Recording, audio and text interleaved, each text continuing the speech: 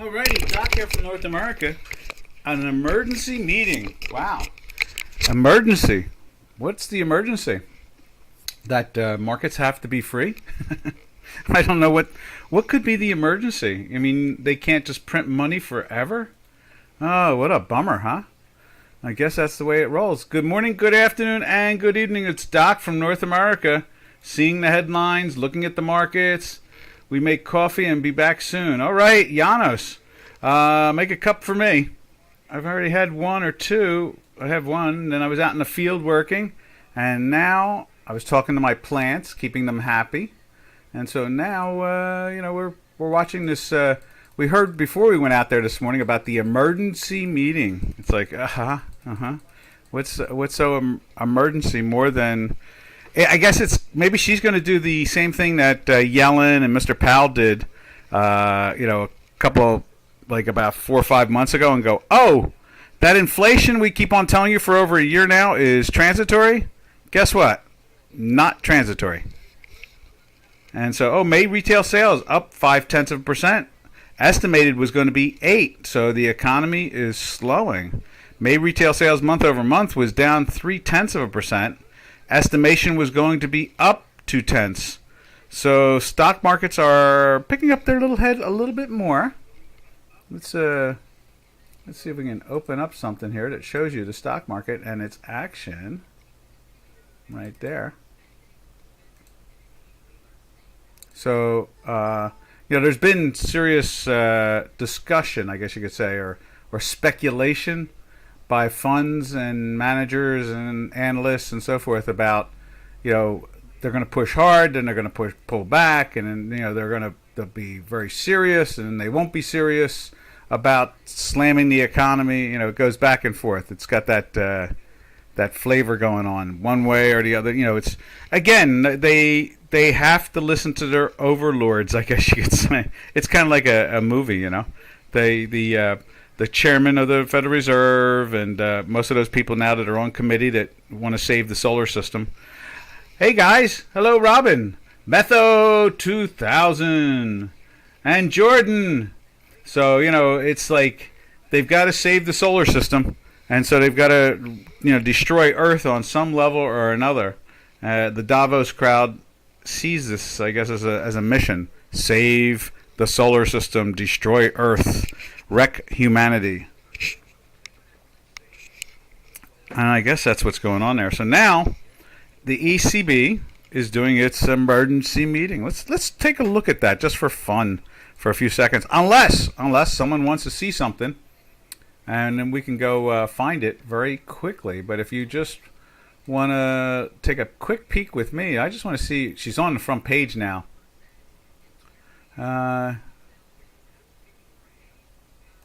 Let's see, here we go. Close. There we are. And there it is right there. ECB holds emergency meeting discussing market turmoil. You mean it doesn't go up forever? Oh, surprise, surprise. Last week, shortly after the ECB latest meeting disappointed markets and concluded without a discussion of Europeans' growing bond market fragmentation. In other words, it's breaking up, which is to be expected since QE, the glue that held it all together for Europe, areas, bonds, and market together, is ending, which has since sent Italian bond yields soaring above 4%. We joked that at this rate, the ECB would make an emergency rate cut just hours after announcing an end to QT, quantitative tightening. That's what they have, the QE, quantitative easing, which means they just print more money than God, and then QT means that they are supposed to take some of that money back, but they never really do. But they tell the market it's going to, and guided to a July rate hike. See, they still haven't done the rate hikes. Well, you can see all the rest of that news if you want to see it. That's where it's at. It's Zero Hedge. And so that is where they are. And that's, we look at it and we just go, because we talk here on the webinar, all these things that they're doing now, we've talked about for a year plus. And we've been talking about for 8 or 9 years about they have to stop this printing, and they just don't. Now, sooner or later, you can't buy your way out of this. Threat letter to big oil. That's right. Our president we need oil, right? We need production. And what did he do? He threatened our oil companies. What do they say about you get more from honey than you do from what's that expression where you'll get more from than vinegar? You know, in other words, you give somebody some honey, they'll be like, "Oh, that's sweet. That tastes good." And then, or you give them vinegar and it's like sour and don't want to touch that. Japanese bond futures suffer biggest rout since 2013. Trigger circuit breakers after Soros-style bets build. What? After Soros-style bets build. It's a challenge by foreign players to YCC or moves based on their views that the BOJ will tweak policy. Oh, so they're taking it on the chin like a Soros is losing, I guess. That's what it comes down to. Let's take a look at the currency there. Let's see what the yen is looking like here this morning. And there it is. A little dip down. They've been hanging on that 35 area that we talked about since the daily buy back on May 30th. So, it's, I guess this will be the next resting spot. Maybe it'll hang out around in here. I would agree with that headline, and that is that central banks, after 14 years hooked on this drug, are not going to give it up so freely. I would believe, let's see what it looks like on J4X. There's the dollar index, too. The dollar index is looking relatively strong. But let's take a look at the yen. Yeah, the central banks have been printing money so that the politicians can spend it. And it's not like they're going to let them just walk away. You know, they won't. Just like a drug addict that uses drugs, they're not going to just quit tomorrow. They'll find another way to get a hit somewhere along the line. And there's the yen. You can see the yen with the green line on the J4X rolling over. We got some volume breaking down, but we still haven't gotten any red hinky askies yet. But we got see over here on Chicago Quant, we have a green dot also, and it's not broken down yet either. It hasn't confirmed the two. And so, we're figuring that the Bank of Japan will figure some way to kind of meet in the middle. That's what they're going to do. They know one thing for sure.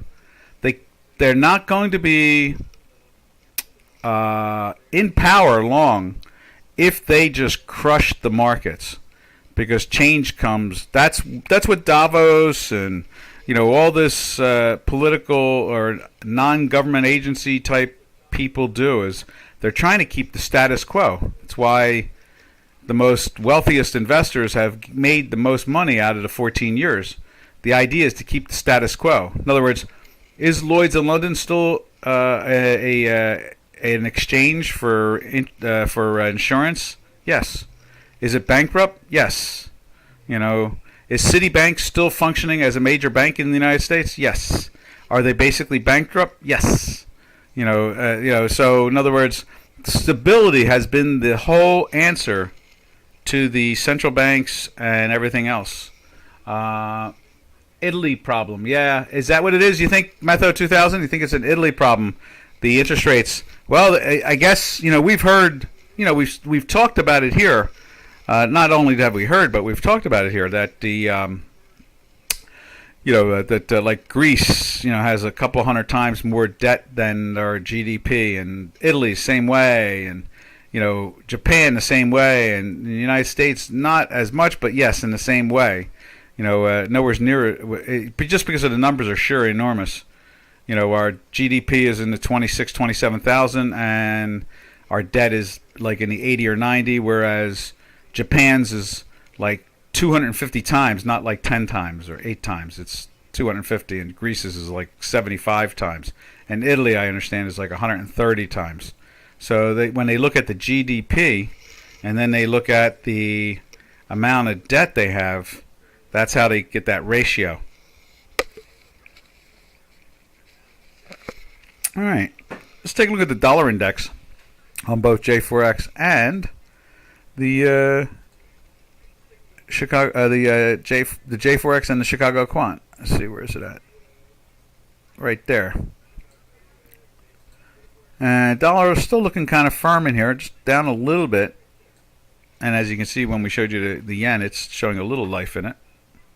And over here, same situation on J4X.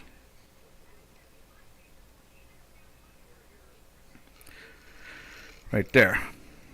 No red yet, but the line is trying to break through right there. So a little pressure. Oh, here we go. Yano says, I don't get it about Greece. Has nobody read their history? Yeah, I know. They started off with getting into debt with private UK bankers before their independence in the 19th century. They used the money to fight the Turks.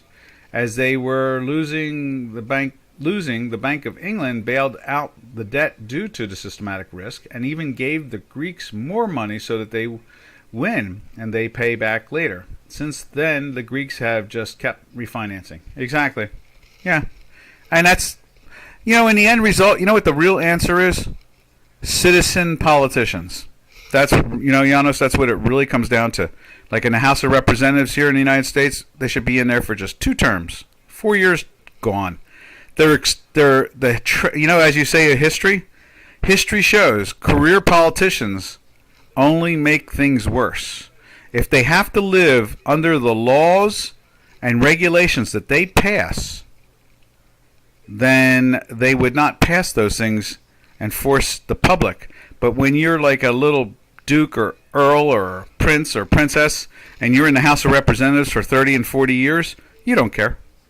And so you'll pass laws that satisfy, some philosophical point of view that people can't even live under or eat. That's what they always say. Philosophy won't feed you. 150 years paying off interest and refinancing the debt all around the world. Yep, I totally agree. Now Germany pays. Yep, exactly. I mean, Deutsche Bank, is it still working as a functional bank? Yes. Is it bankrupt? Yes. It's just it's a shake your head world, financial world, and I don't believe that the Fed and the central banks are going to, what do they call it, QT, not QE, quantitative tightening. They'll firm things up. They may not be so overt about it, but they're not going to give away free money. They're just not. No, what am I saying? Not give up using free money. Let me rephrase that. Sorry about that. Not give up using free money. They're going to still play the game. Because if they don't, they're going to be out of business. Now, let's take a look at something here. What is it? The Bitcoin. The thing that we all here in the financial markets hoped would be the rude awakening to these absurdities that they do. And you can see here Bitcoin is down just a little bit. Today's low is $20,040, right at the bottom end of our range. And at the same time, it's trying to turn up, but we've been in that long weekly sell. And this should look like a mirror image in reverse. This thing should be trading at 65, 75, 85,000, not 21,000 if it had the ability to be a alternative. It's going to take some time. I think we're at fair value of this stuff, in the 19s or 23 area. Makes it some type of fair value. Maybe a little pressure more somewhere along the line. But overall, I think we're down into the bottom end of the range. And maybe now, as time starts to go forward, we'll start to see this thing produce the way we thought it could. And that is, the cryptos will go up when there is financial calamity. Right now, financial calamity, what has it done? It's gone down 50% in value. From the 40,000-ish area down to the 20,000-ish area. We are, is that 0.772 or something like that? In other words, it's down from $70,000 to $20,000. So that's it's well beyond 0.618. It's in the 0.78 area now where we're at. It's the most extreme of the Fibonacci sequence. So, one day we're going to start seeing these products start to work in the way they're supposed to. And I think we're at the beginning of it too. Honestly, the statement they issued today signals that they will do QBS. Oh my God, what is QBS? I don't even know that one. Is that like LGBTQS something or other? What was that? They're going to be trans bankers. so that they're not going to be a lender or a borrower. They're going to be I have no idea, third thing. What's a third thing? If you're not a lender or a borrower in finance, what's a third thing? Is that a QBS? So they're like trans investors? Quantitative bullshit. I love it. Yes, exactly. Oh, you got me there. You got me there. Oh, that's a good one. Yeah, that sounds about right to me too. Namely, just some new nonsense that just another cover for money creation. Yeah, exactly. They cannot let go, because if they let go, they could lose. Some of them could end up in jail.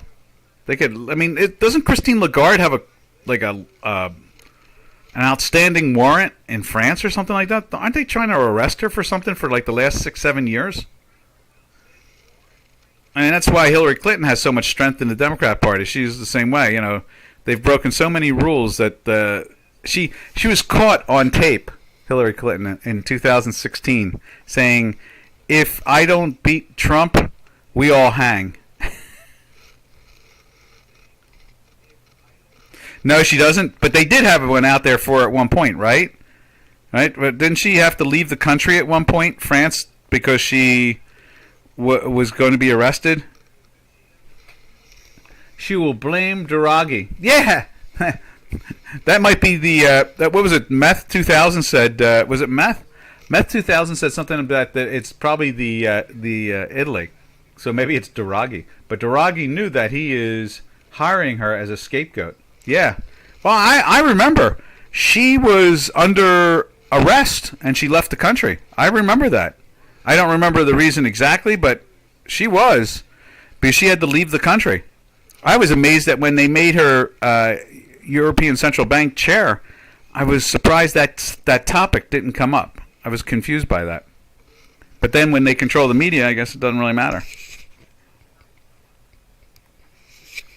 All right. So, we all are sitting and waiting for what they will invent. I agree 100%. There will be a QBS.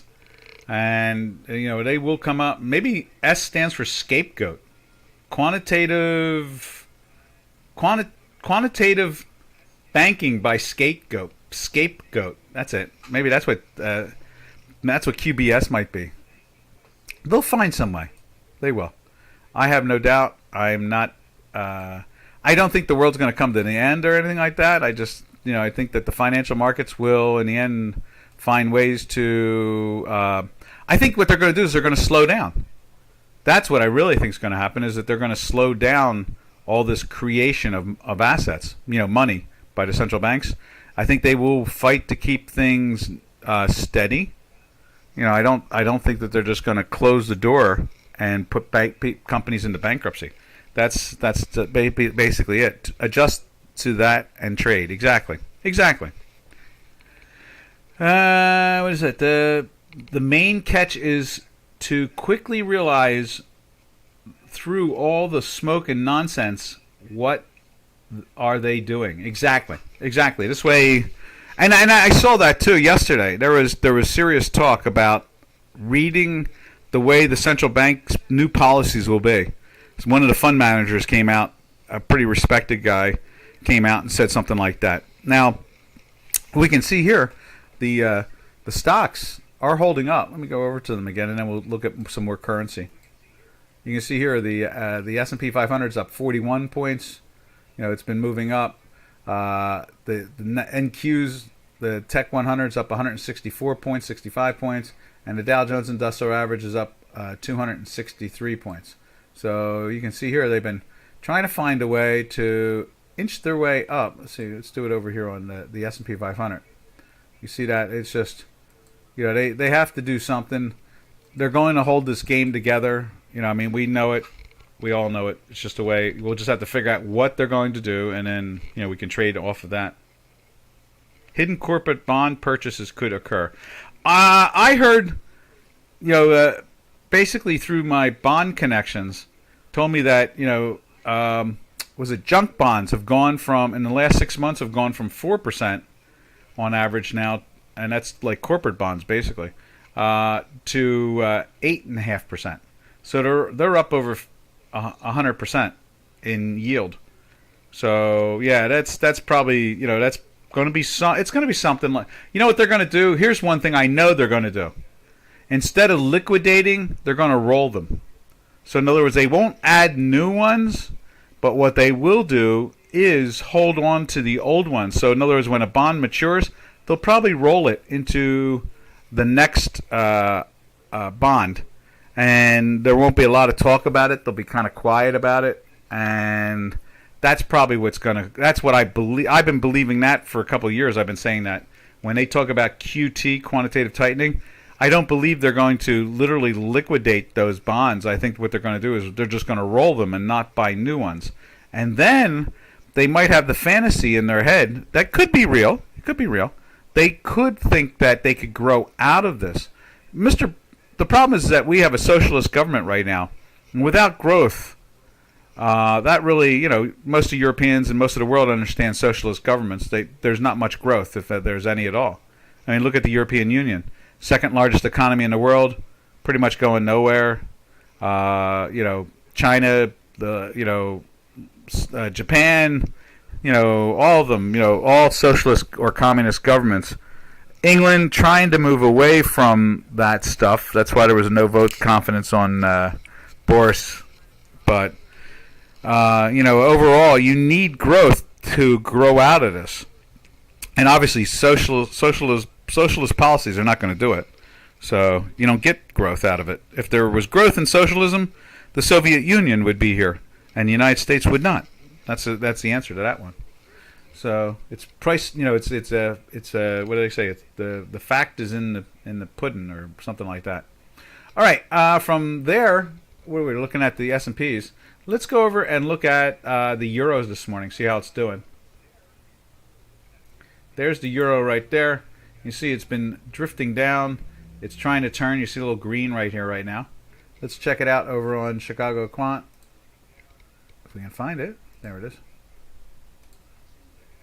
And there it is there. You can see they did pop it at one point. 2 days in a row they got these hangman. That's there's a hangman right there in candlestick theory. And so you got these two hangmen going on. That's that rope and the head. That's what I think they call them hangmen. And so you can see maybe we're not going to go anywhere. I guess they're waiting now for the emergency resolution or QBS or whatever it is that they're going to come up with, and then be able to figure out the policy from there. I get, how many times have we seen people come into this webinar and say, Doc, we're looking for 1.00 on the euro. And I go like, okay, yeah, someday probably. Maybe we're getting closer to that. See, just to keep firms going, exactly. And there is growth in socialism if there is a properly managed natural resource or some sort of other outside source of money. Yes, that's what was it? Was it Maggie Thatcher? Margaret Thatcher used to say, socialism works really great until they run out of other people's money. Didn't she say that over and over again? But you have to have really, really uncorrupt people like Norway and Denmark. Well, they're propped up by NATO and so forth in the end. The socialism there doesn't really work. It's just that they're just not that aggressive. They're small countries. What are they, 6-7 million people? Things like that. They've got oil. Their socialism rests on producing oil, really, I guess.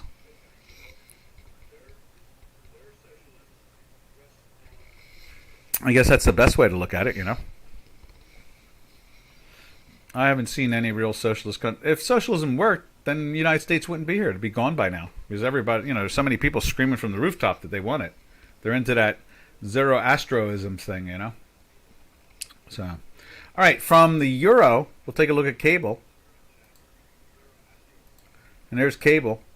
You can see that it's trying to park up a little bit. Not any hangman. We don't have candles on this one to begin with. You see the green line is trying to turn up. Boy, it almost made it into that weekly buy and then rolled over and boom. Winner, winner, chicken dinner. Let's check it out on J4X right there. Got a green line busting through the dashes at the moment. We just need this to turn green, and then maybe we're going to get some action on the upside. We really are always holding out for hope that we will get some type of positive action with the cable.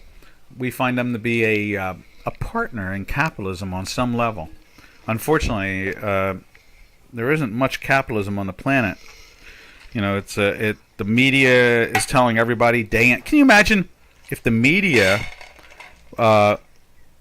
didn't tote socialism and capitalism ideas like they do? Imagine if it was a 50-50 media. So you got to believe socialism must be a disaster just because of that alone, because capitalism survives with the whole media telling us it's wrong. It's not good.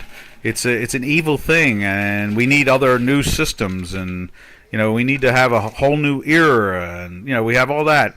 And with all that, with the media beating that drum every day, in and out, over and over again, it still survives here in America. It's still here.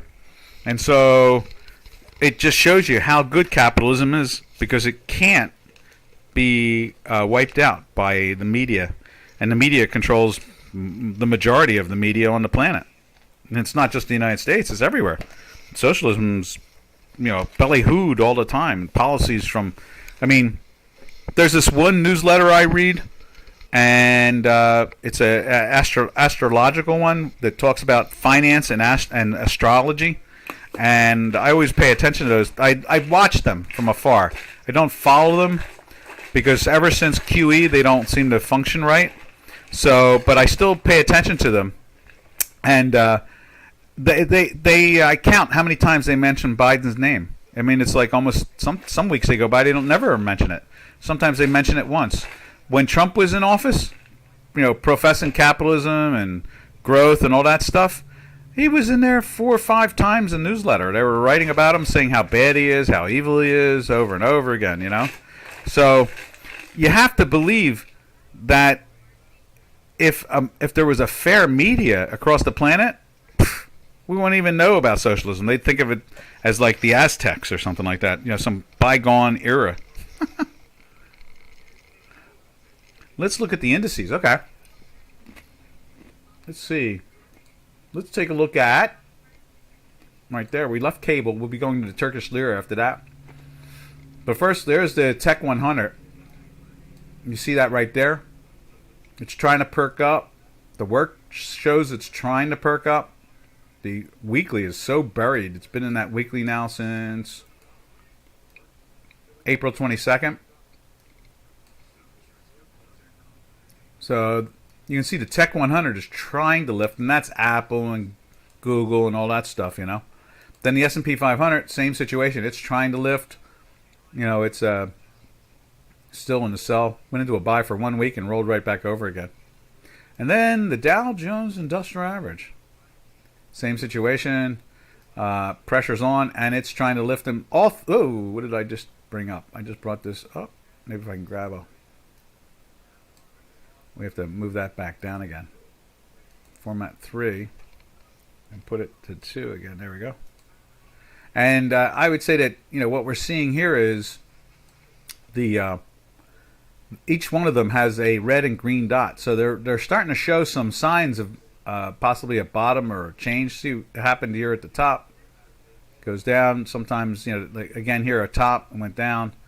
Let's see if we can find a bottom that did it. There's a bottom one where, let's see if we can move this over. You see right there, you get one on the bottom side trying to lift up. One here. Oh, you can't see that either. Let's do this. There we are. So you see here, when we get those reds and greens, a lot of times they can be the top of a market or a bottom. In this case here, it was the top. This was the bottom. This one here is a little top. They sometimes only go for a day or two. There's a top. Goes like that, and then it barely does that. I guess you could say it was a bottom. It takes off. That one there is a pop. So we're seeing that again. Maybe this will be a beginning of something. You would think that if they can clarify policy, and they can clarify, some of the direction that they're taking, that'll give money confidence. Now today, everybody here in the States is waiting for a 0.75 increase. And they want a 0.75 increase. They want the Federal Reserve to act like they're adults. We want the Federal Reserve to actually do what we've been begging for, I don't know, 8 years, 10 years. You know, they only raised rates to try to hurt Trump. That was about it. I mean, they wouldn't do it under Obama, and they really tried not to do it under Biden, but they don't have a choice. The inflation has exploded. He's made a big mistake. He just spent too many trillions, and he's gone so radical on the energy sector that he's putting pressure onto the financial system. Yes. Could be a bottom. We could be coming into a bottom again. You know, there's a lot of stories out there about why cryptos are getting hit hard. A lot of people have been borrowing money to buy them. I know, that's something wild, isn't it? A lot of these funds who bought cryptos leveraged them against their stock portfolios. And so the stock portfolios have been going down because they have to generate more income to hold their crypto position. Next meeting is at end of July, right? And they'll do another increase, hoping for another 0.75. After today's event, we might get a direction for everything for 6 weeks. I think so. I liked recently to look at how Volcker acted with the 450 hike, the next meeting, and then a 400 drop. Yeah, I can remember one day on the trading floor, right before the bell, it was up like 3.5 percentage points or down or something like that. He was something. Also, on a economic political statement, the Republicans won another seat last night in the House of Representatives, so they're only like 2 away from getting rid of Mrs. What's her name? What's that crazy woman there? I can't think of her name. The Speaker of the House. But anyway, the Republicans took a seat that has never been Republican ever before. It was always Democrat. So it was a special election. I think the congressman died or something like that, or resigned or something, and they had a what they call a special election to fill the seat. Pelosi, that's it, yeah. So we get a couple more seats before the election. Pelosi will be gone, and the Republicans will control the House before the election. After the election, we know we're going to control the House. So, and that's why I think gold is going to do better. Now let's take a look at gold. You know, I really think that gold is going to do better. You know, going into next year. That's got a nice move going on today. Let's see, where's it at now? So gold is up like, where's my mouse? There it is. So gold is, where is that up? Gold is up almost 20 points. So, you know, that's a lot of strength there. Let's check it out on J4X.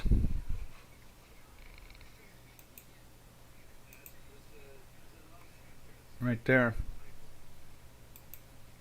Yeah, it's trying to pop. It'll turn there soon. We got a green and a red there now. We're getting ready to hit the line there. And the weekly has jumped back up as we're speaking. So I really think that the metals complex has to do better going into the end of this year. You know, over the next 3 or 4, like the 4 or 5 months, something like that. I would think that we'll start to see some firmness in the product. And I think it's solely because what we were talking about with the QT versus QE and now maybe QBS. In other words, there's going to be pressure on the central banks to actually follow through on process.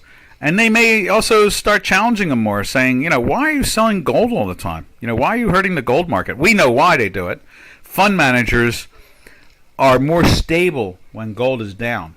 And when gold is up, the fund managers really have issues. They have to do things with their portfolio. It's part of the incorporation of the fund. Almost all the funds have it written into their incorporation. So we understand that pressure. We just don't like it and don't agree with it. That's all. That's why we have inflation. Let's see, Pelosi, top trader of the Congress. They say that she has one of the greatest returns in history. She makes Warren Buffett look like an amateur. They've turned like $100,000 into some crazy number like 200 million. So, I mean, Warren Buffett started off with 50 million and turned it into 100 million. Then he took 100 million and turned it into 200 million. He's turned 20 billion into 40 billion. But the Pelosi's, I understand they've taken like nothing and turned their money into over 200 million, and they even own a bank. They have like 4 or 5 branches. They have so much money they had to create their own bank.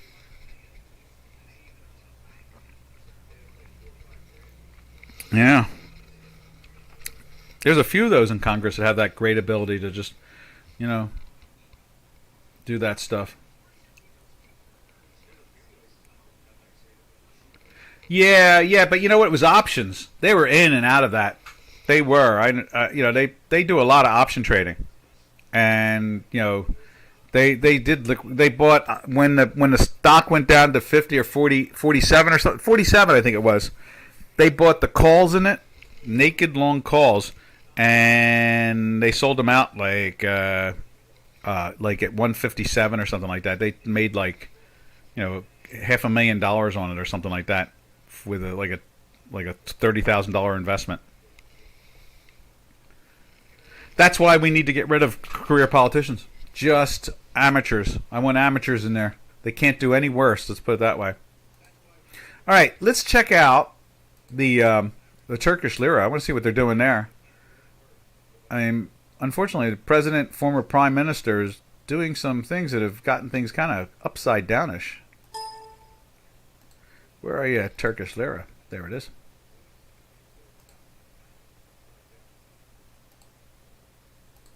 There's the Euro Turkish lira. And let's see. There we are. And you can see there it's kind of stalled out. Whatever was going on that we went into the buy for here, we've been in the sell now from here. Let's put that in there. One of those long rampages, So, went into the buy here at the 15.5 area and ran to the 18.5 area. So he's definitely shaking something up.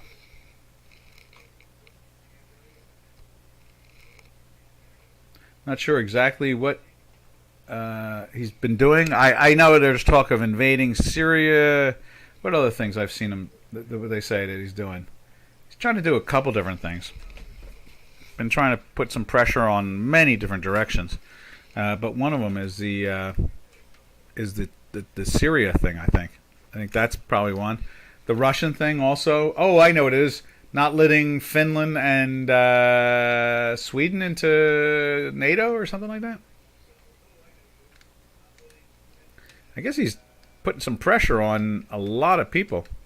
And we don't even know if he's paying for the puts. That's a bigger question. Is he paying for the puts? Are the puts being, financed?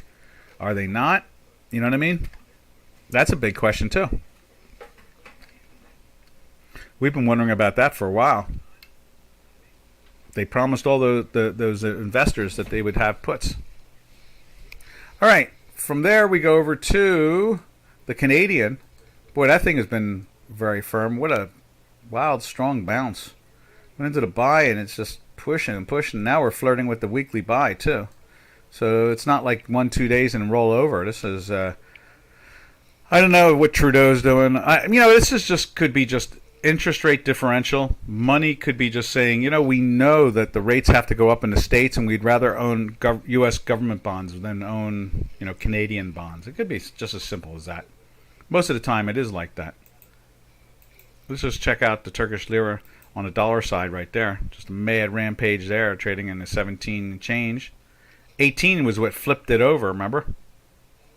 And then let's take a look at the Canadian. Yeah, when it ran to 18, President Aragon, former Prime Minister, he gave out those free puts. And that's what firmed it all up. Now you can see there's CAD reaching the top end of its range. So it's got that issue going on at the same time. And then let's drift over to, where do we go from there? From there we go over to the yen. We did look at the yen before. Let's just take a quick look at her again. And the candle was heading down last we looked. It still is. Pressure is on. We'll see if they break it. It's been in the buy for 3, 4, 5, 6, 7, 8, 9, 10, 11, 12, 13, 14, 15 days now in the buy. And going on a third week. So, whew, they've, again, we talk about that also as being one of the things to trust when it comes to telling us where, it's like the canary in the coal mine. And it has. It's basically made it very clear where the concerns are. And we saw that yesterday. Was it yesterday? I put that thing on there where they're talking about some real issues in Japan. I don't believe that they have as much of a problem propping things up. I mean, they've been doing it since the 90s. They've been doing quantitative easing since the 90s. And that's a very comfortable socialist government. That's why they don't grow. They just increase debt. All right. From there, the last but not least, this one's kind of got me a little surprised, is the Mexican peso. The peso has acted very well. Could be, and then now all of a sudden the bounce has been just perfect when it comes to the staying inside its range. Let's see, where is it at? Right there, there it is. Yeah, I mean it was hanging just underneath the range, just like it was at the top of the range. It bounced off of it, and then I think it played above it for a couple days, and rolled back underneath it, and then you can see it bounces off of it at the bottom, and then you can see it plays with the top of it again. Where's the top at? Yeah, it didn't go after the top. So, it's been kind of interesting. It's 50% now to the top of the range to go. And we've flirted our way into the weekly buy right there so far. And today's only, Wednesday. So we still have the rest of the week to see how it plays out.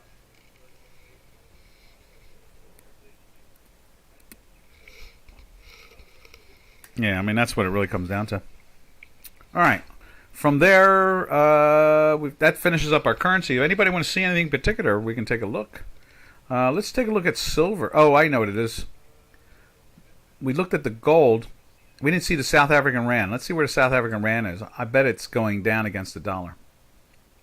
Right there. Just a little bit. Not a lot. Just a little pressure. Really kind of... I think gold's got great potential to get some legs in it. I don't know if there's going to be a fantastic move or not. I mean, every time we go through this conversation, you have to shake your head at it. I mean, inflation's at 41-year highs. The financial global system is on the ropes. In the United States is going nowhere slowly. Financially, all the things that you would think would be. There's a war in Central Europe. There's an actual fighting war with threats of nuclear war in Europe right now. In Central Europe, in the largest European country, and gold is almost 20% off its all-time highs. You just can't invent this stuff. People would not believe it. They would be like, "Nah, you don't know what you're talking about. Gold has to be 4,000 now." But no, or no, maybe there's no war. What's this? Metho says 2,000 sold a little bit yesterday. Wait a minute, or you sold gold? Aren't you supposed to be long it?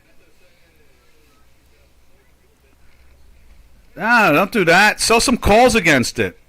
Do some binaries, do something, but don't sell the stuff. Don't tell us you're picking the bottom for us. That's what it looks like. You're picking the bottom for us. You're selling when we think that you're the answer. You're long. You're supposed to stay long. It's a long-term investment. It's not a short-term investment. It's not a short-term investment. It's a long-term investment. Exactly. So don't sell. You don't have to buy it. Sell some calls against it. Do binaries. Do something. But don't sell your, you may be selling down in the hole. That's the thing. This might be the hole. In other words, they may just go sloppy for another couple months. Then, as we say here in the States, the cavalry is coming. So, this craziness from the governments and the central banks could be coming towards the end at this point. They've been crushing gold now for over a decade. So, if you ever wanted a proof that they were crushing gold, everything we've just mentioned. Sold a little yesterday, 25% now, 40% US, 35 cash. Sold gold, bought NASDAQ. That's not a bad idea. I think we're at the beginning of the end of the sell-off. How's that? It's like a Winston Churchill thing, Well, I would be, how we are around here. Let's just take a look at the NASDAQ again. There's the NASDAQ. We're in that weekly sell. Let's scrunch it up on our charts here so you can see it better. We've been in a weekly sell here since late April. We need some. You can see when we went into the weekly buy, it ran up and then started to break down, and we went into the sell. The sell here a daily sell came at the top, and then finally gave us a little hump there, and then right back into it again. I want this to turn up, and I would like to see this little blue line, dashed line. I'd like to see the green and that join together. Right now, I don't think we're seeing that. I think that we're going to still see some pressure. Oh, look at that. Big headline. Trump-backed candidates post big primary wins. Yeah. And the end result is that we're getting close to the bottom. CRV, NASDAQ is better than gold? It could be. It's hard to say. It's hard to say. I kind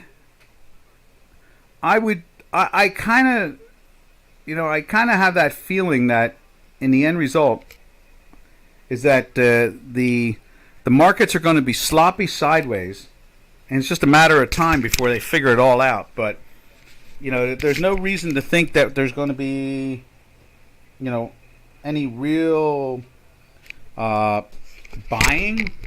But I guess let's put it this way: between the Fed going 0.75 and today, and that victory they had in the election last night for the special seat, it's going to be more pressure.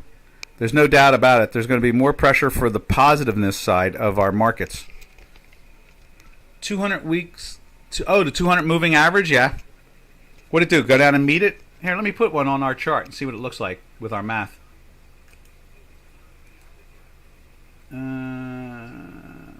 Maybe we should do it on the Qs. I'm going to do it on the Qs. So let me do this. Close there. And let's do it on the Qs. Open. And there. And we'll put a 200-day moving average in and see what that looks like. Now there's the Qs. Insert indicator, add,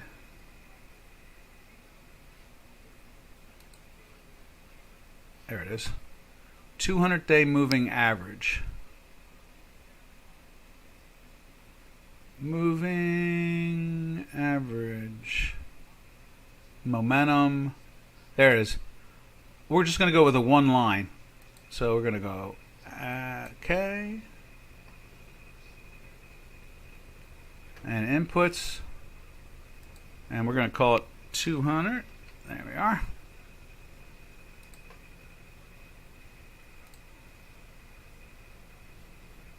Now where did it go? Style. It's cyan. Let's make it thick. Let's make it white. And properties. Not there. Just blew that up. Oh, I see. Okay. So let's do that again. Move it to 2. Now, why are we not seeing this thing?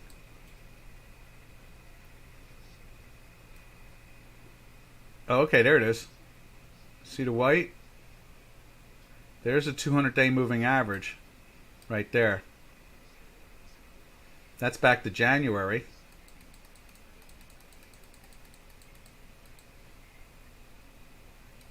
There we are. There's your 200-day moving average right there. So it hit it once and dropped, but you're saying the 200-day moving average was a support? Or it's just so far away from it? A little bit risk on it. Let's see. Forex. Hey, Seven. How you doing? Sven. Oh, J4X is hiding it. Where is it at? There's the mouse. That's why I threw it on this, because I don't have a lot of... I could probably try to get more data on it. Let's do this. Let's go back 1,000 days.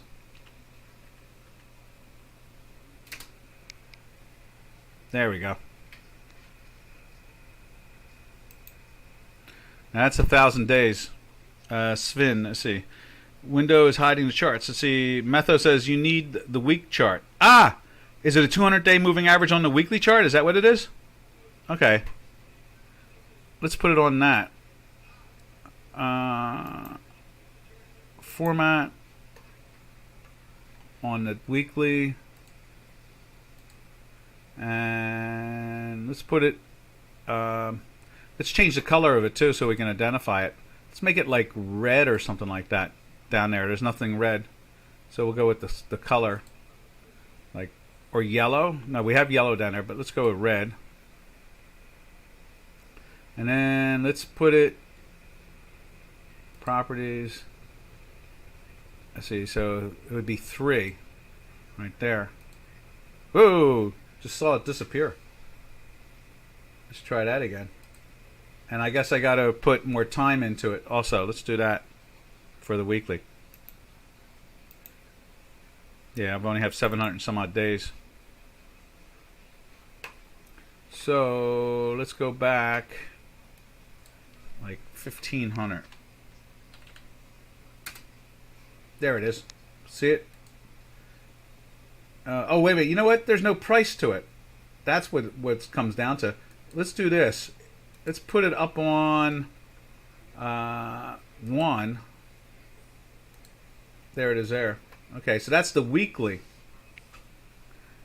But it's I put it up on the one chart, on the daily chart. So you're saying that a 200-day moving average is bouncing off of it, an SMA? Smoothed out average? Let me try to put that in there, a smoothed out average. Yeah, Doc, try to remember use full screen. I'll go. I'm sorry about that. I will, Jonas. Let's see. Hard for us to see a chart. The chart screen any desk depending on. Okay, I see. 200 week and historical bottom weekly. Then put in SMA. Okay, let's put SMA in.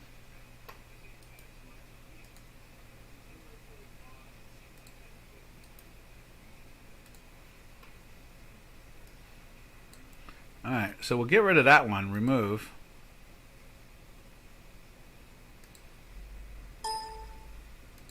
So that's gone. Now let's go with the SMA. SMA. Because maybe that smooths it out better.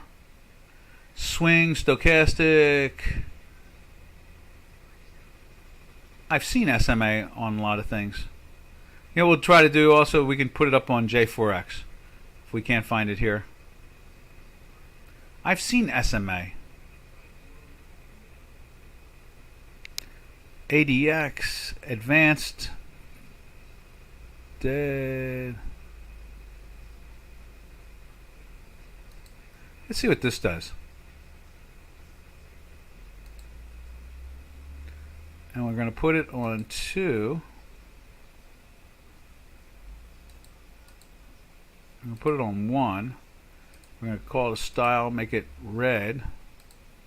And we're going to properties or that. Let's see what happens this time. It does have it there. See, let me see if we can show you that. See that right there? But I'm not sure why it's making a dive like that.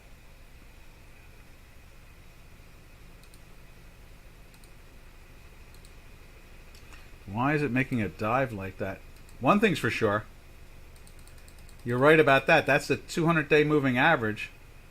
And I put it up on this chart, on the daily chart, because we don't have any bars on the weekly chart. So it's just the indicator. I guess it's trying to dig in a bottom somehow. We're going to have to work on this. Let's go over to J4X. I just want to see if I can find a 200-day moving average. Let's see. Let's go like that.